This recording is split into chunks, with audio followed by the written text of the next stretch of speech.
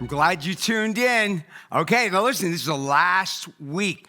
What are you doing for 2026? Okay, I'm not talking about a New Year resolution. I'm talking about something you need, a project you need to finish, something you need to start. Okay, here we go. We're looking at conquering your dream. First, I want to talk about quitting. Okay, you got to bring us to an end.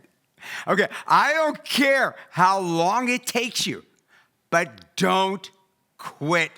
You know, quitting becomes a really bad habit. A really bad habit. I hate quitting. I hate watching people quit. They're just hurting themselves. Now, again, many of you are good for the church. You're good at your job, but you are really bad for you. So I want you to stop quitting what it is you're trying to do. And then you throw in the towel. You just don't start it. Okay, look here. Everyone has a plan until they get punched in the face.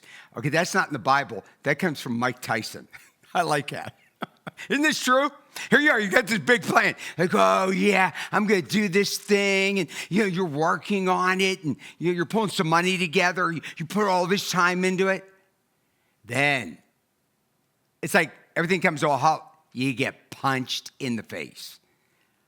And then we go boo-hooing home. Listen, I hate that too. You big baby. Don't be a big baby.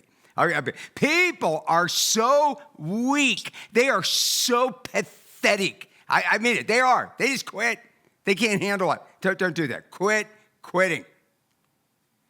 Romans 5, verse 3. Not only that, but we rejoice in our sufferings. This is what I want you to do. When bad things happen, I want you to say, good, I'm glad it happened. Whatever. I do this all the time.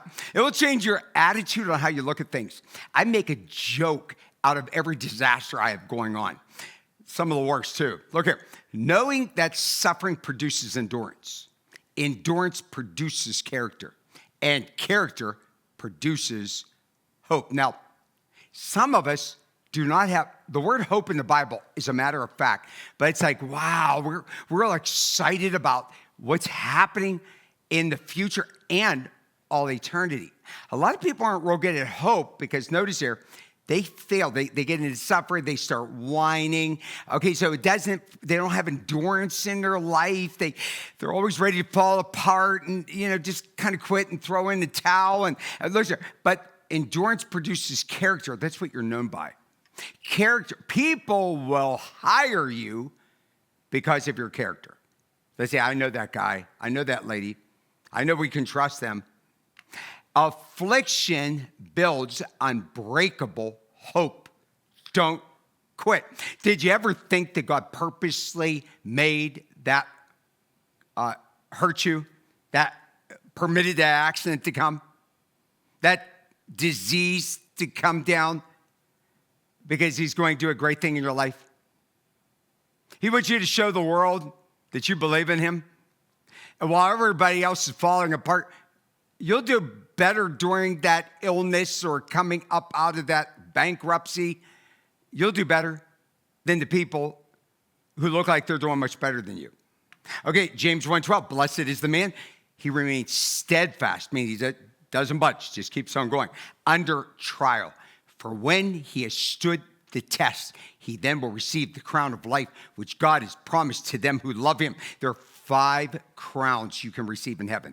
This is one of the crowns, one of the 5 crowns.